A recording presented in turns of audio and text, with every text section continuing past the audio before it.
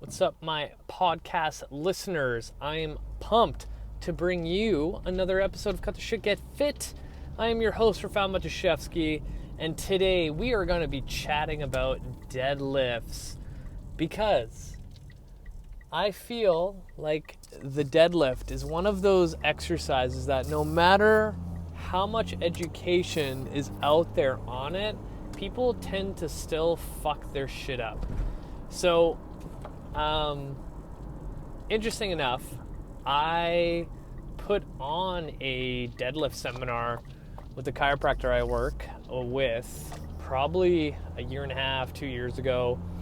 And it's surprising to me how many people that attended have all done the deadlift, but I would say 90% have experienced some sort of pain, some sort of issue with it, might I say.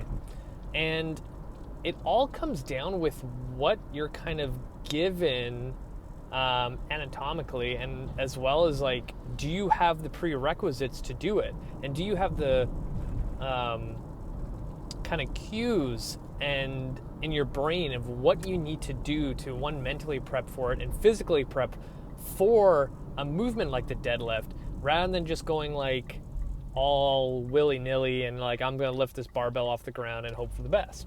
And in my experience with patients in the clinic coming to me that are active, that go to classes, that work out, that train with the trainer, and you know, they have low back pain or whatever, hip pain, whatever it may be, and when we get to the point of like, all right, let's look at your deadlift, the first question I always give is I ask the person like, hey, what's your bracing strategy for the deadlift? And they kind of just look at me like, what the fuck language did you just speak? And right away, I know that, okay, that's probably one of the major issues of why the deadlift is not cooperating with your body.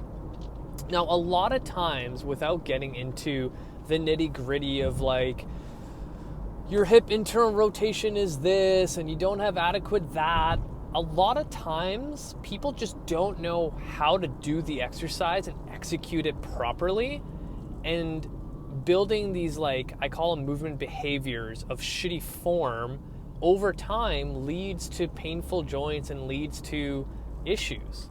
And all it comes down to is just a little bit of, you know, extra coaching, a little extra time figuring out what you need to work on. And it blows my mind that people always skip these steps that are so necessary for success. So what I mean about the bracing strategy is, like, I kind of look at your shoulder complex and hip complex as these two pillars of foundational strength and just foundation of your body. When those two pillars don't work together, bad shit tends to happen. So I will take a patient that has low back pain with the deadlift, or just low back pain in general, and cue them for 10 minutes of all these different things I want them to think of during their deadlift. Every single time they're like, holy shit, that felt so different. Holy shit, I can't believe I never did this before. And it's all about creating kind of like tension or irradiation in your body. So I always use the word irradiation in my kin stretch classes because I want people to generate as much tension in their body to attack the specific tissue that we're trying to get at. And now you can use the same concept. And, you know, Dr. Charlie Weingroff has said this so many times, of this concept of joint centration. If the joint is put into a position where it's most stable and the most strong that it can be, then most likely things are going to move easily, right?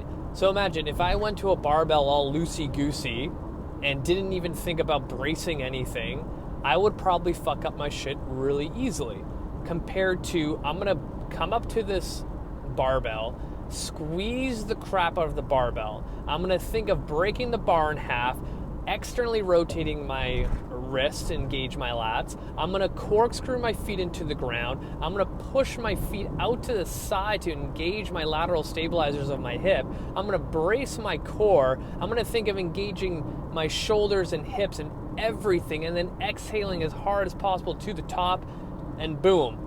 That's the difference. In the powerlifting community, they will always tell you that no matter what the weight is on the bar, it could be 95 pounds.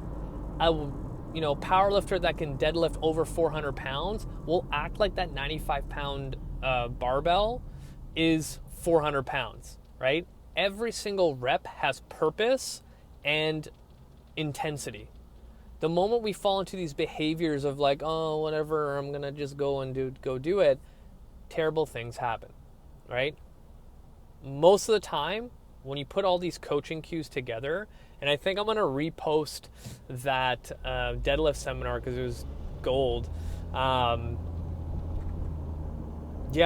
It's most of the time it's just the coaching.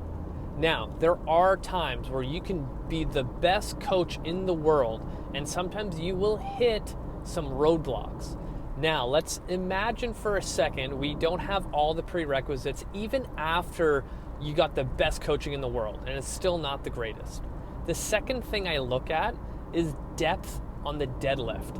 I find that almost 99% of people cannot deadlift off the floor. It doesn't mean they physically can't, they can.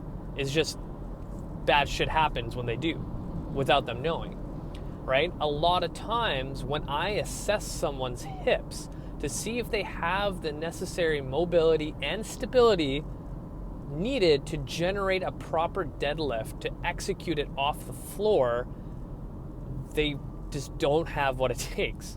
And the biggest thing I see is people go into lumbar flexion at the bottom of the deadlift. Now, it can look like they're neutral with their spine, but if you can't physically feel or see their lumbar spine going to flexion, then you're kind of just hoping for the best. And when I do this, most of the time people have to deadlift way above their normal, right? So I look at how much mobility the hip socket does have. That gives me an idea of okay, how far your hips can go hinge back. And then I look at how much knee flexion is needed before, the rest of your body kind of collapses. You need those two things. And a lot of times it's okay, well, one of your problems is that, the depth of your bar. So if you look at the standard 45-pound plate that is, measured across the world that everyone uses, with a barbell in the center of it, it's about 8.7 inches off the ground. A lot of times when I measure people's depths, they're anywhere from 4 to 12 inches from that height. So now imagine them forcing their body, their lumbar spine, into this flexion-based exercise, and now you need to drive this weight off the floor every single time you deadlift. Yeah, no shit, your low back's gonna hurt. But now let's elevate it 6 inches. Now you're within your depth of what anatomically you can do with the stability that you have. Now good things happen. Now a lot of people will be like, oh, but it's not like a true deadlift, whatever. But if you are not competing in powerlifting or Olympic weightlifting, it doesn't matter. It depends on what your goal is. Majority of the time, the people I work with, and probably the majority of people listening, is that you want to move and feel better, lift heavy shit, lose some fat, gain some muscle, and look awesome, perform awesome. So if that's the case, what's the difference between, you deadlifting off the floor compared to let's raise it by a couple plates on the floor and go from there? Nothing. Your nervous system doesn't understand the difference between, hey, I'm deadlifting off the floor compared to, hey, I put two 45-pound plates underneath the plates on my barbell. All your nervous system really truly understands is force and load. You can still load the barbell just like you would off the ground and still have a training effect. Like, in my head, I'm like, fuck, then everyone should be doing that, right? So a lot of times what I see in the general population is like, they go to these group classes, F45, whatever the fuck it is, and, you know, they do the program that's laid out for them, barbell deadlifts are part of it, and they just assume that that's what they should be doing. And repeating that awful behavioral pattern, you eventually get an injury, you have to stop training for a little while, and maybe you might get better, then you come back, it happens again, and you have to take some more time off. And if you look at, say, a span of a training year, right, and you're on, off and on about training because you're doing stuff to your back that you have no business doing, you end up training less, burning less calories, gaining less strength, and taking yourself further and further and further away from your goals. Like, this is why I always advocate to people, like, train pain-free all the fucking time. That will get you to your goal faster. Just because you see someone in the class pressing overhead and you're like, shit, I want to do that too, doesn't mean you need to in order to reach your goals. You know, like, I don't understand why people assume that, you know, exercise everyone can do. I mean, yes, everyone can do exercise, but specific exercises not everyone can do. It's literally the same as, like, I can deadlift 300 pounds. I would love to deadlift 500, but I don't have the necessary strength to get there, right? So it would be idiotic of me to be like, well, fuck it, I'm going to put 500 on the bar and do it. That's not going to do anything in my favor. People going to exercise classes and seeing that there's kettlebell snatches doesn't mean that, all right, I'm going to do kettlebell snatches. Like, no, it's idiotic. You need to have the prerequisites before you get there. Now, I went on this huge rant on this deadlift thing, but this happens in so many other exercises. Now, imagine you go into a class and maybe like 3 out of the 10 exercises there go against everything your body has, and maybe at that time and moment it doesn't do anything, but say 3 months down the road, you'll get the straw that breaks the camel's back, and you're like, hey, why does the front of my shoulder hurt? Why does my left hip hurt? Why does my elbow hurt? Like, these are the things that add up to less training days in the gym, less motivation, and more like, oh, I need to go to physio and chiro and fucking fix this shit. And then when you get better, you go back to doing the same shit, and you don't see the progress, and you end up quitting, and you're like, fuck, now I'm still 20 pounds overweight. Training pain-free and learning what your body's capable of is the key to success. I'm going to end it there because I feel like that was a good place to end it. If you guys have any more questions, feel free to reach out, hit the show notes, add me on Facebook and Instagram. I post a lot of video and photos of stuff related to fitness and health, so hit me up. Until next time, you guys.